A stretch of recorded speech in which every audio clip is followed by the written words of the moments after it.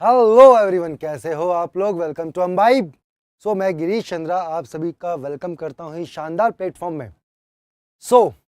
आज मैं आपके लिए लेके आया हूँ mechanical properties of the solid.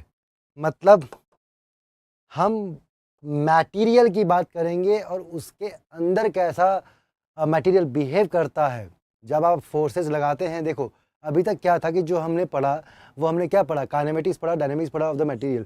मतलब कि आप किसी पे फोर्स लगाते हैं तो वो उसका जो मूवमेंट है, आपने किसी ब्लॉक पे फोर्स लगाया तो उसका जो मोशन है, आपने मोशन के बारे में पढ़ा कि कितना मैंने फोर्स लगाया और उस बॉडी ने कितना मोशन किया, और मोशन में उसकी वेलोसिटी, एक्सेलरेशन, ये सारी चीज़ें हमने पढ़ी थी। इस जगह यहाँ पर इस चैप्टर में हम क्या पढ़ने वाले हैं, हम ये पढ़ने वाले हैं कि सपोज मान लो कि आप इस बोर्ड को पुश करते हैं तो पुश करने पे मटेरियल कैसा बिहेव करता है। मतलब हो सकता है कि आपने थोड़ा फोर्स लगाया तो मटेरियल आपको फील ना हो, पर जैसे जैसे फोर्स बढ़ाओगे तो ये ब्रेक कर सकता है। मतलब हम क्या करेंगे, अब स्ट्रेंथ ऑफ द मटेरियल की बात करेंगे कि मटेरियल की स्ट्रेंथ क्या है। आई बात समझ में। अभी तक हम सिर्फ मोशन की बात कर रहे थे उस पर्टिकुलर ऑब्जेक्ट की या उस मटेरियल की, पर अब हम उसके इंटरनली बात करेंगे कि यस, अगर आप कोई फोर्स अप्लाई करते हैं तो उस फोर्स के एप्लीकेशन से मटेरियल जो है वो कैसा बिहेव करेगा और उसकी स्ट्रेंथ क्या होगी। आई बात समझ में। मतलब मटेरियल की अंदर की प्रॉपर्टी की बात चल रही है। आप किसी पे फोर्स लगाए तो मटेरियल कितना कैपेबल है कि वो उसको टॉलरेट कर पाए फोर्स को, हम उसकी बात करेंगे। आई बात समझ में। तो आप पढ़ते हैं आज का टॉपिक। होप आप लोगों को पूरा कंसेप्ट तो समझ में आ गया होगा कि इस चैप्टर में हम क्या करने वाले हैं बेसिकली। स्टार्ट करते हैं।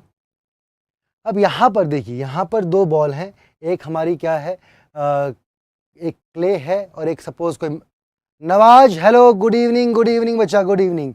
आई बात समझ में। एक क्ले है और एक रबड़ मान लो या कोई मेटल मान लो। आई बात समझ में। अब क्या करते हैं, जब आप इनको छोड़ेंगे तो बहुत कॉमन सी बात है, एक रिबाउंड करेगी और एक जो है वहीं पर ही रह जाएगी। ये जो प्रॉपर्टी है ये कैसे पॉसिबल है, क्योंकि होता क्या है, जब आपने एक बॉल को छोड़ा वो क्या होगा, कंप्रेस होगी। जब वो टकराएगी कंप्रेस होगी और फिर वो अपने आप को वापस उस शेप में रिगेन करेगी। मतलब हम इलास्टिक बिहेवियर की बात कर रहे हैं। सुना ध्यान से। यस, ऑफ कोर्स ऋषिकेश, पहचान लिया भैया, पहचान लिया। बस ध्यान दो यहाँ पर। तो हम क्या कर रहे हैं, मटेरियल की प्रॉपर्टी के बारे में बात करेंगे कि वो कैसा है। तो इलास्टिसिटी पहले से बात करते हैं, इलास्टिक प्रॉपर्टी के बारे में। अब नाम बता रहा है कि इलास्टिसिटी मतलब जो अपनी शेप रीगेन कर ले, शेप को रीगेन कर ले। बहुत कॉमन सी बात है कि आप अगर फोर्स लगाएं किसी पे, जैसे यहाँ पर है, मैं इन दो पे फोर्स लगाया, मैंने लगाया। अब जब मैं फोर्स को हटाऊंगा तो होगा क्या कि दोनों जो हैं वो अपनी शेप को या वापस अपनी पोजीशन में आना चाहेंगी। तो कोई तो जल्दी आ जाएगा, कोई नहीं आ पाएगा। अगर ये वापस आ गया तो ये क्या है, इलास्टिक बिहेवियर शो कर रहा है। मतलब इलास्टिसिटी को शो कर रहा है कि जितना आपने डिफॉर्म किया, फोर्स हटाने के बाद वो वापस अपनी शेप में आ गया। यहाँ पर क्या है कि ये शेप में नहीं आ पाया। मतलब इसने कोशिश करी, थोड़ा बहुत आया, पर तब भी कुछ ना कुछ डिफॉर्मेशन रह गया। ये कौन सा नेचर शो करेगा, ये प्लास्टिक नेचर शो करेगा। प्लास्टिक का मतलब, जैसे आप जानते हैं कि आपने इतने सारे मटेरियल देखे अपने आसपास में, जितने भी प्लास्टिक के हैं, हम सबको नई नई शेप में बना सकते हैं।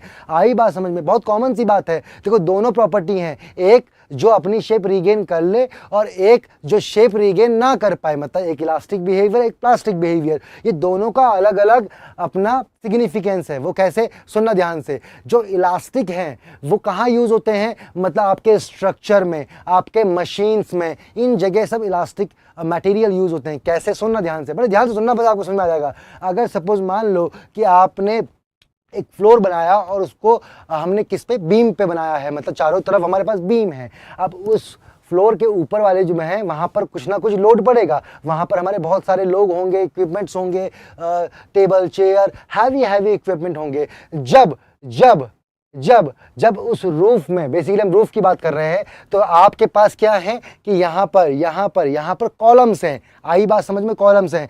अब ये क्या होंगे, कंप्रेस होंगे। आई बात समझ में। कंप्रेस हुए। तो जब अब लोड बढ़ा, जब उस नवाज, यस यस यस, बिल्कुल बिल्कुल बिल्कुल क्लियर है, बहुत शानदार। तो जब क्या, आप सुना, आप समझ जाएंगे कि यह कहाँ पर से इनका इंपॉर्टेंस है। मतलब क्या हुआ कि हमने ऊपर लोग बढ़ाए, लोग बहुत सारे, मतलब पार्टी सपोज हुई, बहुत सारे लोग आए तो फोर्स बढ़ा। अब जब फोर्स बढ़ा तो इसका हल्का सा डिफॉर्मेशन हुआ, मतलब इस जो कॉलम है आपका उसका हल्का सा डिफॉर्मेशन हुआ। जब लोग चले गए तो वो वापस अपनी शेप में आ गया, वापस अपनी शेप में आ गया। यही चाहिए मुझे ये नहीं चाहिए कि भैया लोग आए और वो डिफॉर्म हुआ उसके बाद वो वहीं रह गया। इसका मतलब क्या हुआ कि सपोज चारों कॉलम में से एक कॉलम में ज्यादा फोर्स पड़ा तो वो तो छोटा हो गया, दूसरे अपनी लेंथ पे हैं, तो आपका जो स्ट्रक्चर है वो डिसबैलेंस्ड होगा, स्ट्रक्चर जो है वो डिसबैलेंस्ड होगा। मैं ये नहीं चाहता हूं, मैं चाहता हूं कि जितना भी डिफॉर्मेशन हो वो सब का सब ऋषिकेश, यस यस यस, पूरा फील कराएंगे, फील। मतलब मैं चाहता हूं कि कॉलम्स में जितना भी डिफॉर्मेशन हो, लोड हटने के बाद वो अपनी पोजीशन में आ जाए और स्ट्रक्चर जो है जैसा था वैसा ही रहे। सपोज मैकेनिकल इक्विपमेंट्स हैं, मतलब मशीन्स हैं, मशीन में क्या है कि सपोज लोड लग रहा है, मतलब कुछ ना कुछ मशीन वर्क कर रही है, लोड लग रहा है, तो उसके इक्विपमेंट खींचेंगे। पर ऐसा नहीं है कि लोड हटा तो वो अपनी शेप रिगेन ना करें। अगर नहीं करेंगे तो बहुत कॉमन सी बात है कि जिसमें आपने डिजाइन किया है, आपने हर मटेरियल को डिजाइन किया है कि उसकी लेंथ इतनी होगी, ब्रेड्थ इतनी होगी, किसी भी इक्विपमेंट की, सपोज शाफ्ट की बात करता हूं मैं, किसी रॉड की बात करता हूं, तो रॉड में आप जानते हैं ये चीज, अगर वो छोटी बड़ी हो गई तो कल के दिन फिर से लोड पड़ेगा, मतलब आपका पूरा का पूरा इक्विपमेंट जो है वो डिसबैलेंस हो जाएगा और वो उस डिजाइन पे नहीं वर्क करेगा जो आपने चाहा था। तो ऐसी हर जगह मैं कहां यूज करता हूं, कौन सा मटेरियल, इलास्टिक मटेरियल यूज करता हूं। आई बात समझ में? अब बोलो सर प्लास्टिक मटेरियल कहां यूज करते हैं?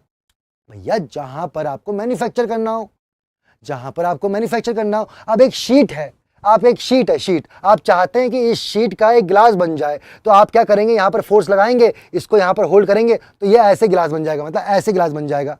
सपोज ये शीट थी, आपने फोर्स लगाया तो ऐसे गिलास बन गया, तो डिफॉर्म हुआ ना।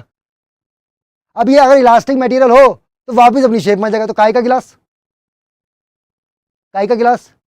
तो हम चाहते हैं कि मैन्युफैक्चर, जितने भी आपके पास मैन्युफैक्चरिंग एलिमेंट है, मतलब जो आपके यूज में है, चाहे वो प्लास्टिक के एलिमेंट्स हो या डिफरेंट मेटल्स के एलिमेंट हो, उनमें जो आप चाहते हैं कि वहां डिफॉर्मेशन हो, और डिफॉर्मेशन होने के बाद मैं एक सही और अपने मनपसंद की शेप बना पाऊं। जहां पर आप शेप बनाना चाहते हैं वहां पर कौन सा, प्लास्टिक मटेरियल। अब सोचो, मैं चाहता था कि ऐसी शेप बने, मैं चाहता था, तो तभी तो पॉसिबल है जब मटेरियल प्लास्टिक के लिए डिफॉर्म हुआ होगा, मतलब मटेरियल का डिफॉर्मेशन ऐसा हो कि वो अपनी शेप को रिगेन ना करे, बस इतना ही अंतर है। यस, प्लास्टिक मटेरियल कहां यूज करते हैं बच्चा, हर जगह। जितने भी आपके इक्विपमेंट्स आप यूज कर रहे हैं जिनको डिफॉर्म करके बनाया गया हो, जिसको एक पर्टिकुलर शेप में बनाया गया हो, चाहे आपके घर के कोई भी यूटेंसिल्स हो, आई बात समझ में, या फिर कोई भी एलिमेंट हो, ऐसा कोई भी एलिमेंट, अगर ये पेन है तो ये भी बनाया गया है, मतलब ऐसा तो नहीं है कि यहां से दबा हुआ, यहां से दबा हुआ हो, ये तो एक रॉड होगी, पूरी रॉड होगी एक, अब उसको कंप्रेस किया गया होगा। जब ये कंप्रेस करते हैं तो कंप्रेस करने के बाद आप चाहते हो ना कि जो मैंने कंप्रेस किया है वो वैसा ही रहे, तो वो प्लास्टिक मटेरियल होगा। प्लास्टिक मटेरियल मतलब जो डिफॉर्म हो सकता है, या फिर जो डिफॉर्म हम उसको कर पाए। इलास्टिक मटेरियल मतलब हाँ, आपने डिफॉर्म तो किया पर वापस अपनी शेप में आ गया। अब देखो एक बात और भी है, आप कंफ्यूज मत हो ना कि कोई भी मटेरियल है ना कोई भी मटेरियल है, इनिशियली वो इलास्टिक बिहेवियर शो करता है। ध्यान से सुनना, ध्यान से, कि कोई भी मटेरियल, सपोज अगर ये मटेरियल है, अगर मैं इसको कंप्रेस करूंगा तो इनिशियल फोर्सेस में कुछ फोर्स तक ये इलास्टिक बिहेवियर शो करेगा कि मैंने थोड़ा फोर्स लगाया और छोड़ा, ये वापस आ गया, थोड़ा और लगाया, छोड़ा, वापस आ गया। तो मतलब एक इसकी लिमिट आएगी, इसकी एक लिमिट आएगी कि उस लिमिट के बाद अगर आप फोर्स लगाओगे तो ये वापस नहीं आ पाएगा। तो वो जो लिमिट है ना, वही इसकी स्ट्रेंथ है, वही इसकी स्ट्रेंथ है। डिफॉर्मिंग का मतलब कि आप किसी की शेप चेंज करना चाहते हो, आप किसी को शेप भी नहीं, आप चाहते हो कि डायमेंशन चेंज हो। मतलब अगर मैं इस पेन को खींचना चाहूँ, या ये कॉपर की वायर होती, सपोज मैं इसको खींचना चाहता तो ये एलोंगेट होती।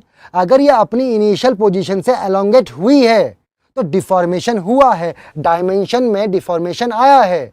अब ये डिपेंड करता है कि वो जो डिफॉर्मेशन आया, आपने इसको खींचा और इतना डिफॉर्मेशन हुआ, अब ये डिपेंड करेगा कि ये डिफॉर्मेशन इलास्टिक रीजन में है कि प्लास्टिक रीजन में है। इलास्टिक का मतलब कि हर मटेरियल इनिशियल कुछ डिफॉर्मेशन जो होता है वो इलास्टिक करता है, तो अगर उसी रीजन में है तो ये वापस आ जाएगा। पर आपने इतना फोर्स लगा दिया कि ये प्लास्टिक में आ चुका है, आई बात समझ में, प्लास्टिक में आ चुका है, तब ये वापस नहीं आ पाएगा। तो मटेरियल की प्रॉपर्टी है कि वो इलास्टिक और प्लास्टिक बिहेवियर शो करेगा आपको। अब ये आप पे डिपेंड करता है कि आप उसका यूज कहां कर रहे हैं। अगर आप स्ट्रक्चरल एलिमेंट में या मशीन एलिमेंट में यूज कर रहे हैं तो आप चाहते हैं कि प्लास्टिक डिफॉर्मेशन ना हो, मतलब मटेरियल पे इतना फोर्स लगे कि हटने के बाद भी वो फोर्स हटने के बाद भी वो अपनी पोजीशन में रहे, जो डायमेंशन आपने चाही थी उसी डायमेंशन में रहे। तो आपको वहां पर फोर्स जो है हिसाब से लगाना पड़ेगा।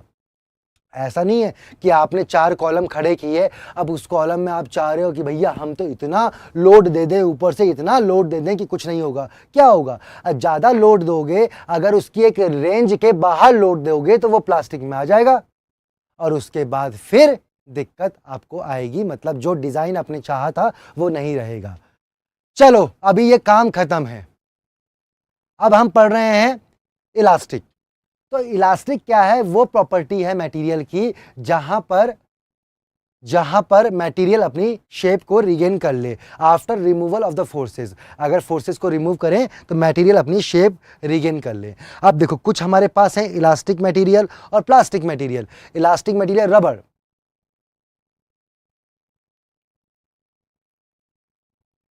सुनना ध्यान से, अरे ध्यान से सुनो नवाज, यहां भी ध्यान दो। तो इलास्टिक मटेरियल वो हुआ कि जहां पर आपने एलोंगेट किया वापस अपनी पोजीशन में आ गया। प्लास्टिक मटेरियल देखो आप यहां पर डिफॉर्म कर रहे हैं, आप कुछ शेप बनाना चाहते हैं, तो यहां पर जो यूज होगा वो प्लास्टिक होगा, मतलब अपनी शेप में वापस नहीं आएगा। अब कुछ होते हैं perfectly elastic material. Perfectly elastic material मतलब कि जितना आपने लगाया उतना पूरा का पूरा वापस आ गया। आई बात समझ में? परफेक्टली का मतलब जो परफेक्ट है इलास्टिक में, मतलब जितना लगाओ उतना रिफॉर्म हो गया, उतना क्या हो गया, रिगेन हो गया। आई बात समझ में? तो क्वार्ट्ज जो है मटेरियल, ओके, क्वार्ट्ज जो है मटेरियल वो हमारा क्या है, परफेक्टली इलास्टिक। फोस्फोरस ब्रॉन्ज, ये भी जो मटेरियल है ये भी हमारा परफेक्टली इलास्टिक है। अब प्लास्टिसिटी वही है कि अगर आप फोर्स को हटाते हैं लगाने के बाद, क्या मटेरियल कुछ ने कुछ परमानेंट डिफॉर्मेशन तो नहीं रहा, मतलब आपने फोर्स लगाया और जब उसको हटा दिया कहीं मटेरियल में परमानेंट डिफॉर्मेशन तो नहीं रहा। आई बात समझ में? हाँ, ऋषिकेश प्ले तो कर रखा है। आई बात समझ में? चलो नेक्स्ट है डिफॉर्मेशन। देखो आप ध्यान से सुनते रहो, बड़ा मजा आएगा। मैं कहता रहा हूं आप इस पूरे चैप्टर को बड़े शानदार तरीके से सीख जाओगे, आप उसका बेसिक समझ जाओगे कि एक्चुअल में इस चैप्टर में है क्या, और तब आपको बिल्कुल फील आएगा आपकी प्रॉब्लम सॉल्व करने में। आई बात समझ में? सुनना ध्यान से। डिफॉर्मिंग फोर्स वो फोर्स है जो आप लगाते हैं, मतलब आप डिफॉर्म करना चाहते हैं। अगर आप डिफॉर्म करना चाहते हैं तो आपने जो फोर्स लगाया उसको मैं डिफॉर्मिंग फोर्स बोलूंगा, दैट्स ऑल। ये जो पर्सन लगा रहा है ये डिफॉर्मिंग फोर्स है, इसमें कोई बड़ी बात नहीं है। ओके, अब सुनना, देखो बहुत कॉमन सी बात है कि आपने इसकी लेंथ यहां तक थी, आपने जब इसको खींचा तो इतनी लेंथ बढ़ गई। हाँ ऋषिकेश, मैं कराऊंगा, टेंशन मत लो, मैं क्वेश्चंस भी आगे करवाऊंगा, अच्छे से कराऊंगा। एक बार कंसेप्ट पढ़ लें, कंसेप्ट के बाद फिर क्वेश्चंस ही करेंगे। चलो अच्छा, तो देखो डिफॉर्मिंग फोर्स क्या हुआ, आई बात समझ में, कि एफ डी मतलब जो आपने इस स्टील रॉड पे या कोई भी रॉड पे आपने लगाया, क्या फोर्स लगाया। अच्छा, एक इसमें आता है रिस्टोरिंग फोर्स। रिस्टोरिंग फोर्स क्या है? जो मटेरियल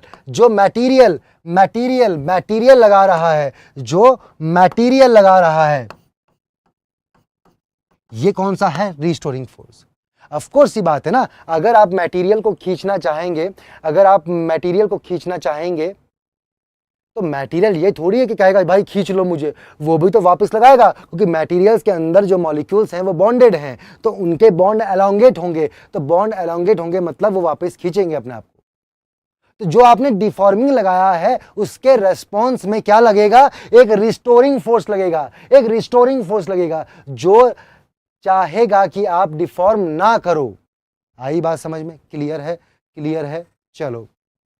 चलो, बेसिक चीजें हैं, छोटी चीजें हैं, आगे हम समझेंगे इसकी और अच्छी चीजें।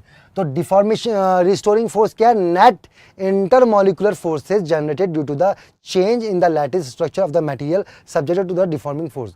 मतलब अगर आपने डिफॉर्मिंग फोर्स लगाया है तो जो मॉलिक्यूल्स में, इंटरमॉलिक्यूल्स अरेंजमेंट में जो बॉन्ड के स्ट्रेच होने के कारण जब वो जो फोर्स लगेगा, वो फोर्स कौन सा होगा? रिस्टोरिंग फोर्स होगा। आई बात समझ में? अब आता है मेन पॉइंट, अब समझना ध्यान से।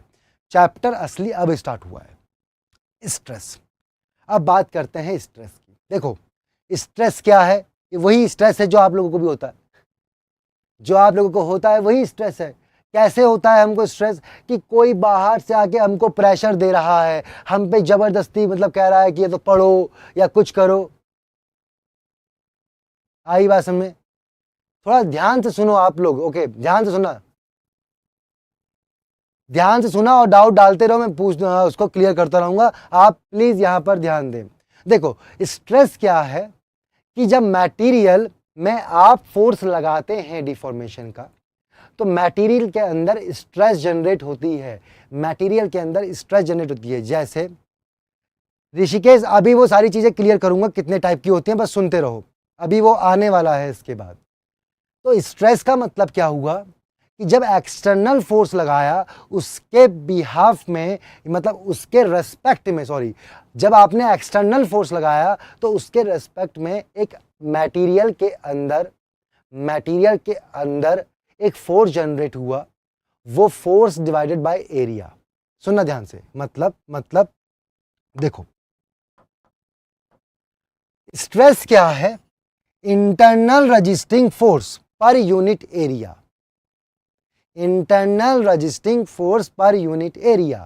मतलब क्या हुआ कि जब आपने यहां पर फोर्स लगाया तो इस मटेरियल के अंदर तो एक रिस्टोरिंग फोर्स होगा, उसी रिस्टोरिंग फोर्स को मैं इंटरनल रेजिस्टेंस फोर्स भी बोल सकता हूं। क्यों? क्योंकि वो रजिस्ट कर रहा है बाहर वाले डिफॉर्मिंग फोर्स को।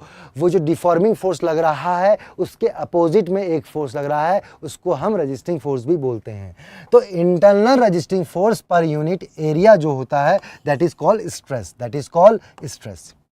स्ट्रेस।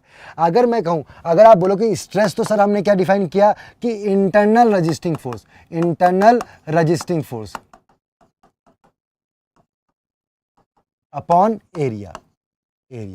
और ये किसके इक्वल भी होगा? ये एक्सटर्नल फोर्स अपॉन एरिया के बराबर भी होगा।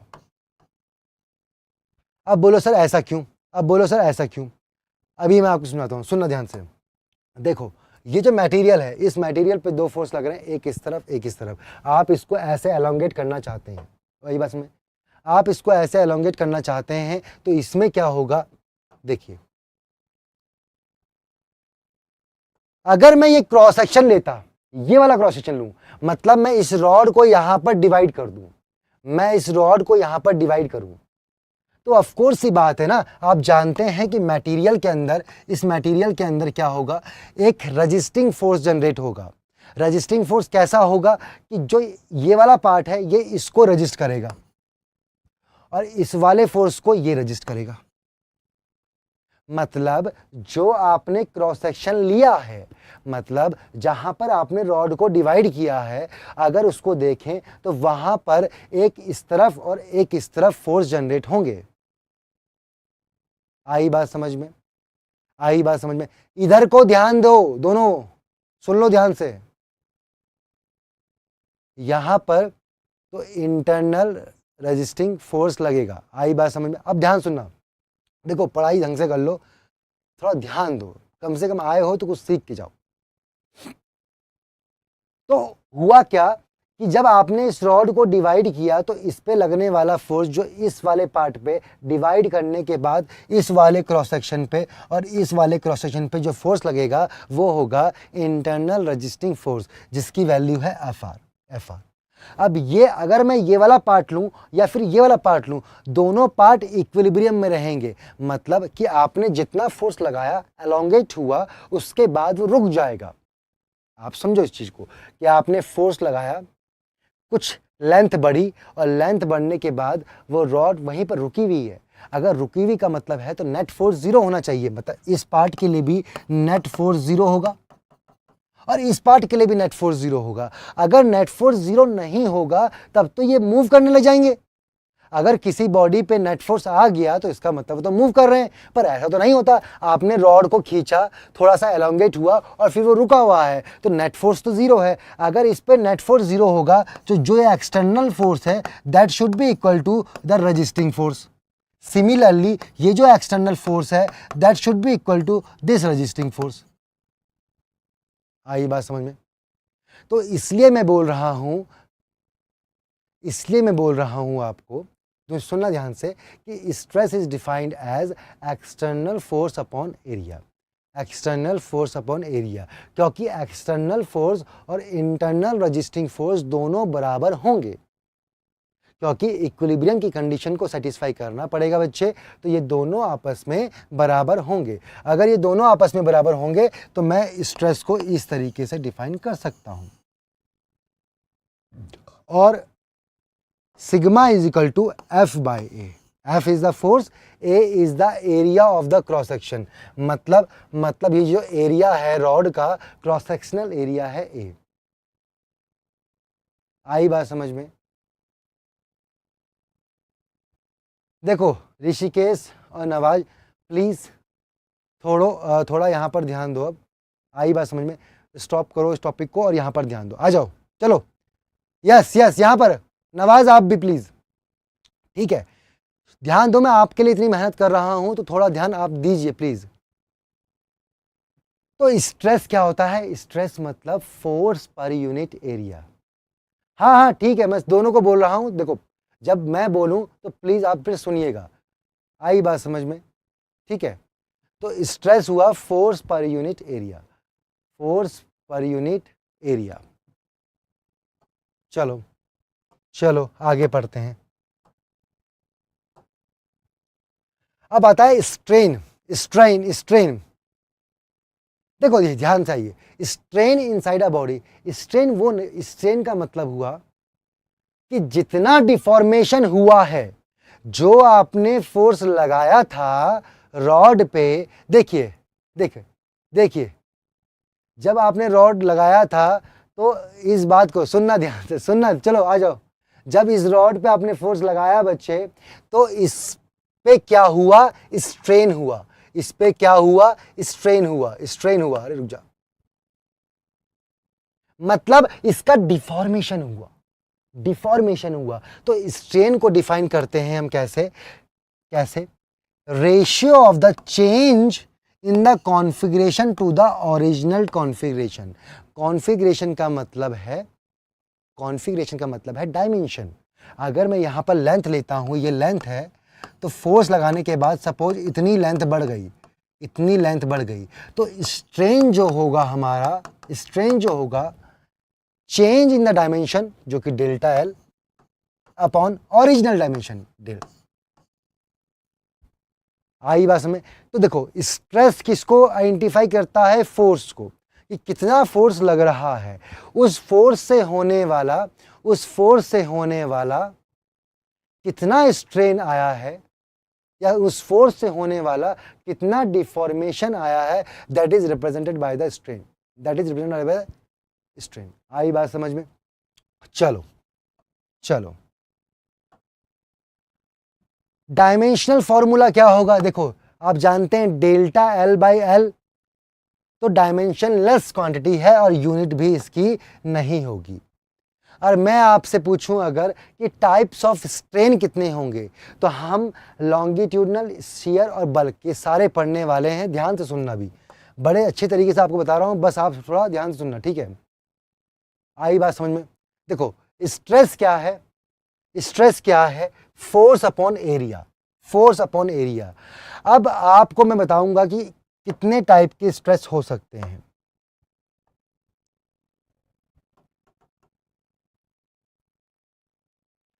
तो हमारे पास एक लॉन्गिट्यूडनल स्ट्रेस है, एक ट्रांसवर्स है और एक वॉल्यूम स्ट्रेस है। लॉन्गिट्यूडनल का मतलब सपोज आपके पास ये कुछ ऐसा ब्लॉक है, मान लो कि ये आपकी इसकी एक्सेस है, तो जो फोर्स इसके एक्सेस के पैरेलल लग रहा है, अगर फोर्स एक्सेस के पैरेलल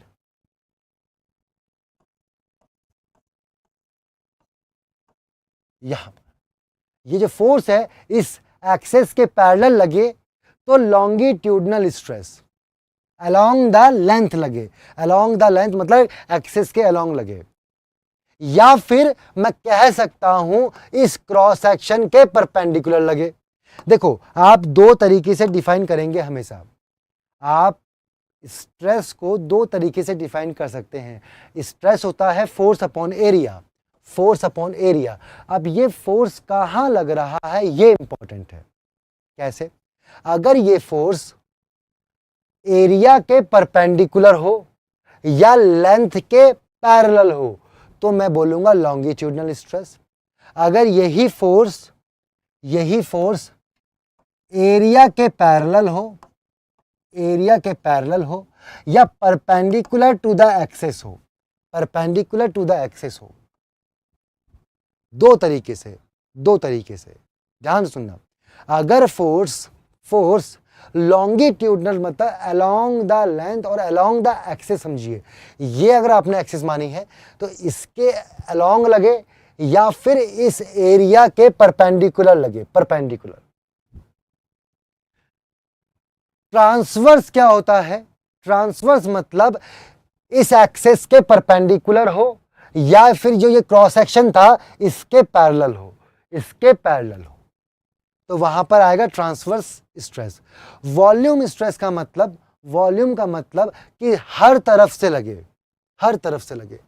वॉल्यूम का मतलब सपोज आपके पास एक बॉल है तो हर तरफ से लग रहा है, हर तरफ से पूरे के पूरे वॉल्यूम में लग रहा है, पूरे के पूरे वॉल्यूम में लग रहा है, हर तरफ से लग रहा है, तो वो वॉल्यूम स्ट्रेस। आई बात समझ में? चलो ध्यान से सुनना। अब इन्हीं के ही रेस्पेक्ट में स्ट्रेन आएगा। मतलब अगर लॉन्गिट्यूडनल स्ट्रेस है, जो फोर्स ऐसे लग रहा है जो लेंथ को बढ़ा रहा है, तो उसके केस में लॉन्गिट्यूडनल स्ट्रेन आएगा, लॉन्गिट्यूडनल स्ट्रेन। अब ये दो टाइप से हो सकता है, सुनना ध्यान से, सुनना ध्यान से, दो टाइप से हो सकता है। एक तो ये फोर्स ऐसा कि लेंथ को बढ़ाए, लेंथ को बढ़ाए, तो कौन सा स्ट्रेन? Tensile strain. और फोर्स कौन सा? Tensile force. टेंसाइल फोर्स मतलब जो लेंथ को इंक्रीज करे। दूसरा फोर्स होगा कंप्रेसिव। कंप्रेसिव का मतलब जो ऐसे लग रहा हो, ऐसे लग रहा हो, इस तरफ, मतलब जो लग तो इसी एक्सेस में रहा है पर इसको कंप्रेस करना चाह रहा है, तो वहां पर फोर्स स्ट्रेस हुआ कंप्रेसिव स्ट्रेस और स्ट्रेन हुआ compressive strain, compressive strain. Okay, similarly transverse strain वो होगा जो ट्रांसवर्स स्ट्रेस की वजह से आ रहा है और वॉल्यूम स्ट्रेस की वजह से होने वाला वॉल्यूमेट्रिक स्ट्रेन होगा। इसको हम अब 1 बाय 1 पढ़ेंगे। मैंने बेसिक आइडिया दिया है, अब आप सुनिएगा ध्यान से कि हम इसको 1 बाय 1 पढ़ेंगे। आ जाओ, आ जाओ। देखो अब यहां पर आपके पास एक रॉड रखी गई है, सुनना ध्यान से।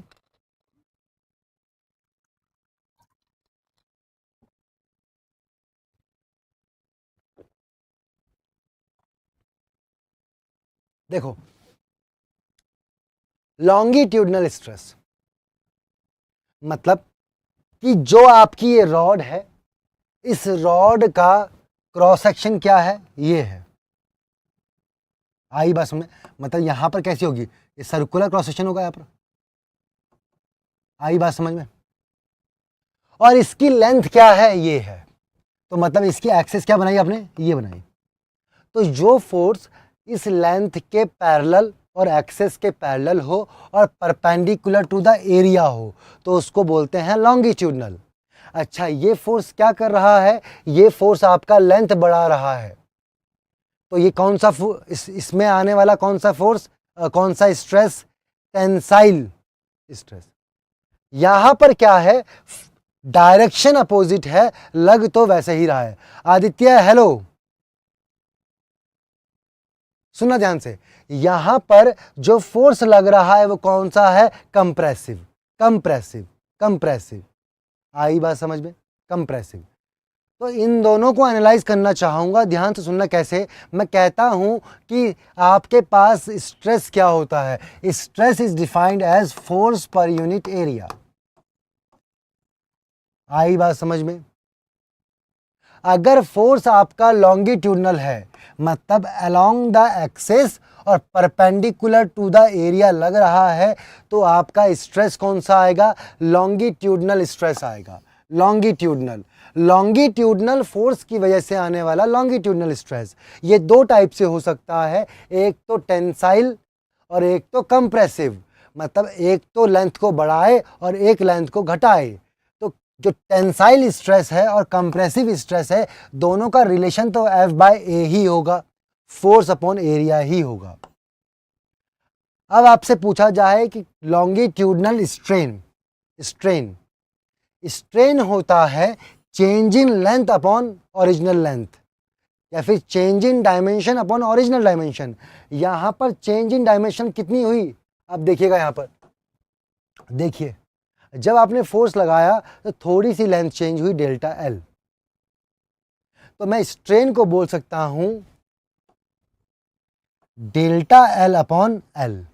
Similarly in case of compressive, यहां भी जो लेंथ की चेंज होगी वो क्या होगी, मान लो कि डेल्टा एल हुई है, मान लो delta L is the length of the change.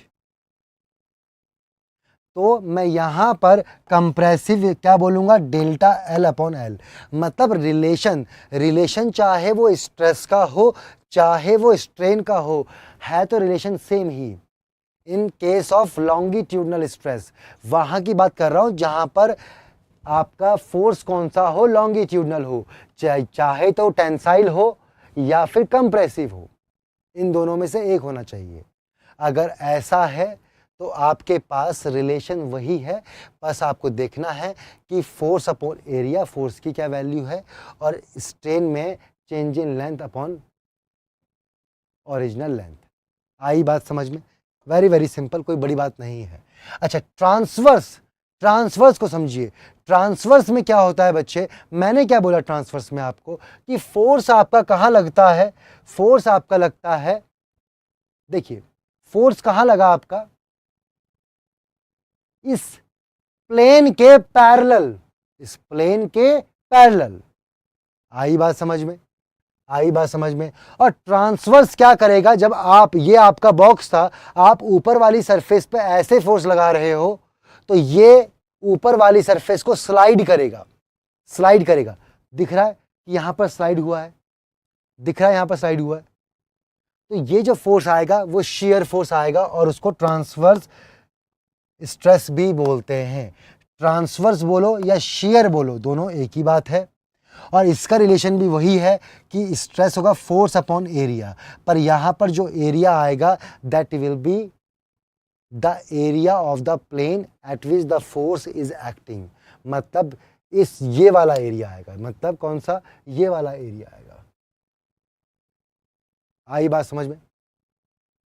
अब मैं बात करूं स्ट्रेन की, मैं बात करूं स्ट्रेन की, तो स्ट्रेन इस केस में क्या होगा, जो आपका लेंथ में चेंज हुआ है upon original length, upon original length. आई बात समझ में, change in length upon the perpendicular वाली लेंथ। थोड़ा यहाँ पर ध्यान दीजिएगा, ट्रांसवर्स में जो आपका ये वाली length divided by the this perpendicular length आती है। आई बात समझ में। और इस केस में मैं स्ट्रेन को ये एंगल भी बोल सकता हूँ, ये एंगल भी बोल सकता हूँ। कैसे? अगर मैं यहाँ पर लिखना चाहूँ कि tan phi क्या होगा, tan phi is equal to delta L upon L, मतलब जितना base upon height, base upon base कितना चेंज हुआ, डेल्टा एल, हाइट कितनी एल। अगर फाई की वैल्यू इज वेरी स्मॉल, अगर एंगल आपका बहुत छोटा है तो tan phi should be equal to phi. अच्छा, डेल्टा एल अपॉन एल क्या था, स्ट्रेन था, स्ट्रेन था। तो स्ट्रेन की वैल्यू चाहे डेल्टा एल अपॉन एल लिखें, चाहे तो एंगल लिख दे, सीधा एंगल इन रेडियन लिख दे। आप सिर्फ यहां पर एंगल लिख रहे हैं तो that should be in radian. ये किस में होना चाहिए, ये रेडियन में होना चाहिए। आई बात समझ में। तो शेयर स्ट्रेन कैसे डिफाइन करते हैं कि जो change in the length upon the perpendicular length, मतलब या तो सीधा बोले कि चेंज इन द एंगल। जब आपने इसको शेयर किया, ऊपर वाली सरफेस जब स्लाइड करी, तो स्लाइड करने के बाद ये वाली जो डायमेंशन थी, इसमें कितना एंगल का चेंज हुआ, इसमें कितना एंगल का चेंज हुआ। आई बात समझ में, आई बात समझ में। चलो जी, अब शियर स्ट्रेस और टेंजेंशियल स्ट्रेस बता चुका हूं। देखिए बहुत सिंपल सी बात है, मैंने क्या बोला कि जो फोर्स इस सरफेस के पैरेलल लग रहा है, ये पैरेलल सरफेस के पैरेलल लग रहा है, एरिया के पैरेलल, वो क्या करेगा, शियर करेगा। अगर आप यहां पर लॉन्गिट्यूडनल पूछते तो लॉन्गिट्यूडनल इस सरफेस के परपेंडिकुलर लगता। यही अंतर है कि लॉन्गिट्यूडनल क्या होता है, उस सरफेस एरिया के परपेंडिकुलर लगता है, और शियर क्या होता है, उस सरफेस के पैरेलल लगता है। और जब ये फोर्स पैरेलल लगता है तो ये उस ब्लॉक को शियर करता है, मतलब डिस्प्लेस करता है उनकी सरफेस को, उनकी सरफेस को क्या करता है, डिस्प्लेस करता है। देखिए डिस्प्लेस करता है। तो आप निकाल सकते हैं, अगर मैं आपसे स्ट्रेन पूछूं तो स्ट्रेन क्या है, जो ये वाली लेंथ थी, ये जो लेंथ थी, ये कितना एंगल चेंज हुई है, ये लेंथ जो है कितना एंगल चेंज हुई है, that is the strain, that is the strain, that is the strain. आई बात समझ में, आई बात समझ में। थोड़ा यहां भी ध्यान दे लो आप, आपके काम यही आने वाला है, ये सब चीजें नहीं आएंगी जो आप कर रहे हैं। अब आपके पास एक क्वेश्चन है, सुनिएगा, एक क्वेश्चन है, फाइंड द लॉन्गिट्यूडनल और tangential stress generated in the fixed block as shown in the figure. यहाँ पर आपके पास एक ब्लॉक था जिसकी लेंथ थी 4 मीटर और जिसकी हाइट है 1 मीटर। आपने फोर्स लगाया ऐसे एक एंगल पे, आपने फोर्स लगाया ऐसे एक एंगल पे। अब इस फोर्स के दो कंपोनेंट, इस फोर्स का एक कंपोनेंट ये और एक कंपोनेंट ये, मैं इस फोर्स को रिजॉल्व करना चाहता हूं, मैं इस फोर्स को रिजॉल्व करना चाहता हूं। तो एक कंपोनेंट ये और एक कंपोनेंट ये, एक मिनट, मैं इस फोर्स को रिजॉल्व करना चाहता हूं, तो इसका एक कंपोनेंट तो ऐसे आएगा और दूसरा कंपोनेंट इसका ऐसे आएगा। आई बात समझ में। तो इसका जो ये कंपोनेंट आएगा, ये कौन सा आएगा, कॉस। आई बात समझ में। इसका जो ये वाला कंपोनेंट आएगा वर्टिकल वाला, कितना आएगा, 100 कॉस 37, और ये कितना आएगा, 100 साइन 37। क्या बात क्लियर है आपको, क्या ये बात समझ में आती है आपको। मैं ये जो ब्लॉक था, इस ब्लॉक में ऐसे एंगल पे फोर्स था, अगर मैं इसको रिजॉल्व करता तो इसका एक फोर्स तो ये बनता जो इस पे ऐसे लगता, और एक फोर्स इसका ऐसे बनता, ये वाला। अब मैं आपसे पूछूं कि इन दोनों में कौन सा ट्रांसवर्स है और कौन सा लॉन्गिट्यूडनल है, आप बड़े प्यार से बोल सकते हो कि सर जो ये सरफेस है, ये वाली जो सरफेस है, इस सरफेस में 100 cos 37 उसके पैरेलल लग रहा है, तो ये कौन सा आया, ये देगा आपको ट्रांसवर्स, ट्रांसवर्स स्ट्रेस देगा। और ये वाला फोर्स क्या देगा आपको, ये सर लॉन्गिट्यूडनल देगा, लॉन्गिट्यूडनल देगा। आई बात समझ में, लॉन्गिट्यूडनल देगा। क्लियर है, क्लियर है। तो लॉन्गिट्यूडनल क्या आया, F sine theta upon area. अब एरिया कितना है इसका, इस वाली सरफेस का एरिया कितना है, ये लेंथ कितनी 4 और ये कितनी हाइट 1, तो 4 इंटू 1, एफ कितना 100, साइन 37 कितना 3/5, यहां से वैल्यू आई 15। और दूसरा जो है वो है टेंजेंशियल, मतलब ये वाला जो इस पे ये फोर्स लग रहा है, इसका ये वाला कंपोनेंट, वो कितना देगा, एफ कॉस 37 अपॉन एरिया। क्या ये बात क्लियर है सबको? कुछ नहीं किया मैंने, फोर्स अपॉन एरिया किया है, मैंने फोर्स अपॉन एरिया किया है सिग्मा। सिग्मा की वैल्यू फोर्स अपॉन एरिया जब मैंने करा तो इसके दो कंपोनेंट, एक कंपोनेंट ये वाला और एक कंपोनेंट ये वाला होगा कॉस, ये होगा आपका साइन। तो लॉन्गिट्यूडनल जो लग रहा है इस सरफेस के परपेंडिकुलर जो लग रहा है दैट इज 100 sin 37, 100 sin 37 और डिवाइडेड बाय दिस एरिया, और जो इसके पैरेलल लग रहा है 100 cos 37 divided by this area, तो 20 will be the answer, 20 will be the answer. चलो जी, अब यहां पर आपसे दो चीज पूछी गई है। देखो यहां पर एक कॉलम है, कॉलम के ऊपर एक स्टैचू है, तो ऑफकोर्स सी बात है ये स्टैचू इस पे कौन सा स्ट्रेस देगा, ये जो है इस कॉलम को कंप्रेस कर रहा है तो ये देगा कौन सा, कंप्रेसिव। यहां पर एक ब्लॉक है, जो फोर्स लग रहा है वो लग रहा है उस सरफेस के पैरेलल, ये सरफेस है इसी के पैरेलल लग रहा है, अगर सरफेस के पैरेलल लगे तो वो कौन सा देता है, शेयर देता है। आई बात समझ में, क्लियर है? तो ये चीजें आपको समझ में आनी चाहिए। अब नेक्स्ट आता है बल्क स्ट्रेस और वॉल्यूमेट्रिक स्ट्रेस। देखो हमारे पास कई कंडीशन ऐसी होती हैं, बेसिकली फ्लूइड की बात करूं तो फ्लूइड में अगर कोई भी बॉल, आपके पास कंटेनर है जिसमें पानी है, अगर आप वहां पर किसी बॉल को रखते हैं तो उस बॉल पे लगने वाला जो फोर्स है वो चारों तरफ से लगता है, मतलब इस पे फोर्स हर तरफ से लग रहा है, हर तरफ से। तो ये क्या करेगा, इस पूरे के वॉल्यूम को घटाएगा। अगर कोई चीज हर तरफ से लग रहा हो, कोई चीज हर तरफ से लग रहा हो तो वो एक डायमेंशन को कम नहीं करेगा, वो पूरी की पूरी डायमेंशन को कम करेगा, मतलब वो वॉल्यूम को चेंज करेगा। तो यहां पर जो फोर्स लगेगा उससे जो स्ट्रेस आएगा बल्क स्ट्रेस, और जो चेंज होगा डायमेंशन में that will be the volumetric strain, मतलब वो आगे पढ़ेंगे।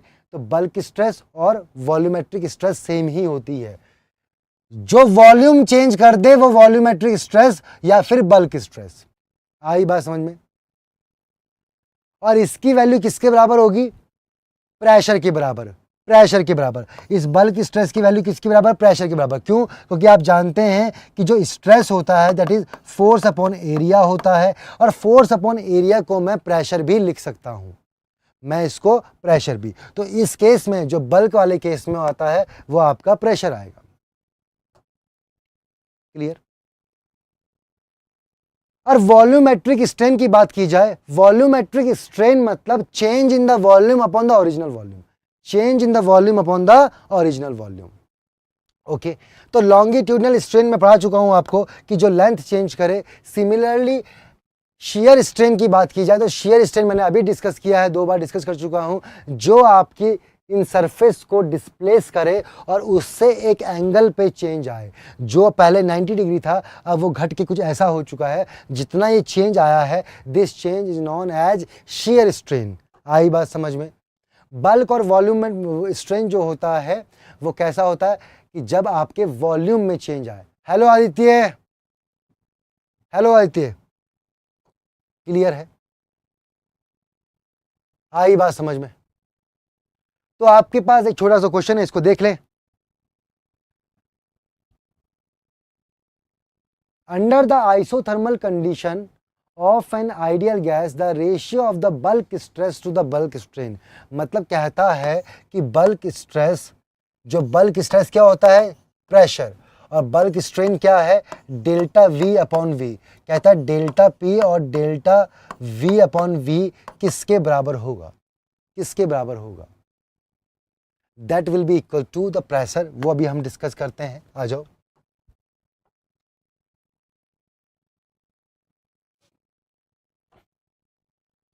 देखो आपके पास क्या है कि आइसोथर्मल कंडीशन दी गई है।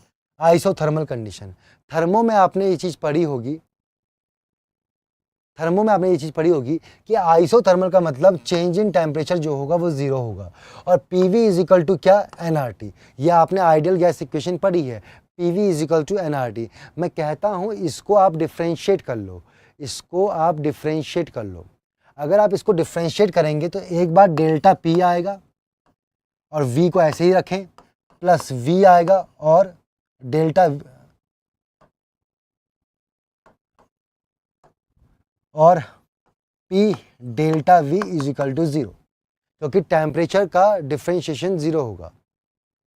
अब सुनना ध्यान से, अगर मैं इसको इस तरफ ले जाऊं और मैं बोलूं कि डेल्टा, देखिए आप इसको इस तरफ ले जाएं तो V डेल्टा P इस तरफ आ गया, माइनस P डेल्टा V इधर आ गया, डेल्टा P ये नीचे आ गया, minus delta V into V।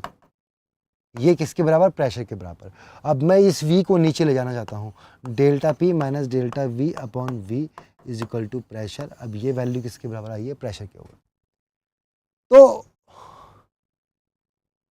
आप एक चीज़ समझें इसको कि यहाँ पर delta P upon delta V by V एक क्लियर सी बात है कि प्रेशर बल्क स्ट्रेस अपॉन ये क्या है, ये बल्क स्ट्रेस है अपॉन बल्क स्ट्रेन। ये क्या है, बल्क स्ट्रेन। ये किसके बराबर होगा, प्रेशर के बराबर होगा। किस केस में, आइसोथर्मल कंडीशन में। किस केस में, आइसोथर्मल कंडीशन में।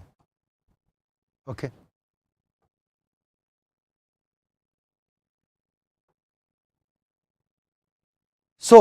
तो आज हमने जो चीज़ें पढ़ी आप लोग जरूर ध्यान से दोबारा लेक्चर देखना, जिनका ध्यान नहीं था इस लेक्चर को देखना और समझना। बहुत अच्छा कंसेप्ट था, होप आपको समझ में आई बात समझ में। तो आई थिंक जिन लोगों का ध्यान हो रहा होगा उन्होंने अच्छे से इस चीज़ को समझा होगा कि स्ट्रेस, स्ट्रेन और इलास्टिक और प्लास्टिक बिहेवियर में क्या अंतर होता है। तो जिन बच्चों ने अभी तक हमारी ऐप को सही से यूज़ नहीं किया है तो यूज़ करिए, it is very nice, very nice. आप होम पे जाके लेक्चर भी देख सकते हैं, एम्बाइब की लाइव क्लासेस। अब लाइव क्लासेस में आपको लेक्चर मिलते हैं, आई बात समझ में। यहाँ पर जाके आप लेक्चर देख सकते हैं। लर्न में जाके जितने चाहे वीडियोज़ देखें, अपने कंसेप्ट को सीखें।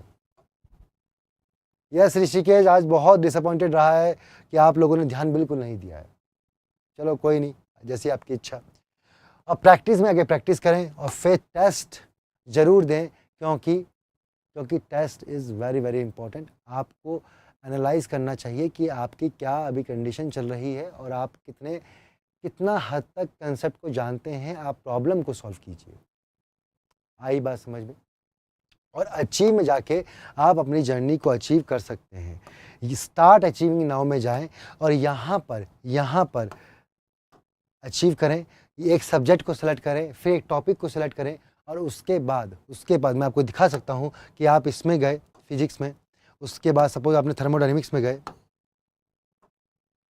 और इसके बाद ये आपको टेस्ट देगा। दो तरह के टेस्ट होंगे इसमें, एक प्री रिक्विजिट और फिर डायग्नोस्टिक। प्री रिक्विजिट में क्या होगा कि आपसे ये पूछेगा कि क्या आपको इस कंसेप्ट के पहले के कंसेप्ट सही से आते हैं। अगर नहीं आते तो ये इसमें आपको फीडबैक देगा। सिमिलरली आपसे फिर डायग्नोस्टिक टेस्ट होता है, जिसमें आपसे ये पूछा जाता है कि आपको किस लेवल का आता है, आप उस टॉपिक में कितना जानते हैं, और उसके अकॉर्डिंग फिर आपको फीडबैक मिलता है और आपको ये बताया जाता है कि कितना आप और इम्प्रूव कर सकते हैं। ओके सो जिन बच्चों ने अभी तक लेंस यूज़ नहीं किया है तो जरूर लेंस को यूज़ करें, वेरी वेरी इंपॉर्टेंट। आप इससे स्कैन कर सकते हैं और स्कैन किसको करेंगे, किसी भी कीवर्ड को। उसके बाद 3D मॉडल्स और एनिमेशन से आप और अच्छे से सीख सकते हैं, अपनी अंडरस्टैंडिंग को बढ़ा सकते हैं। तो हो बच्चों, आप लोगों को आज मज़ा आया होगा, आपने ध्यान से लेक्चर को देखा है तो 100% आपको कंसेप्ट क्लियर हुआ होगा। ऐसे ही मेरी क्लास में बने रहो, तब तक के लिए टेक केयर और thank you so much. Keep imbibing. We believe in you.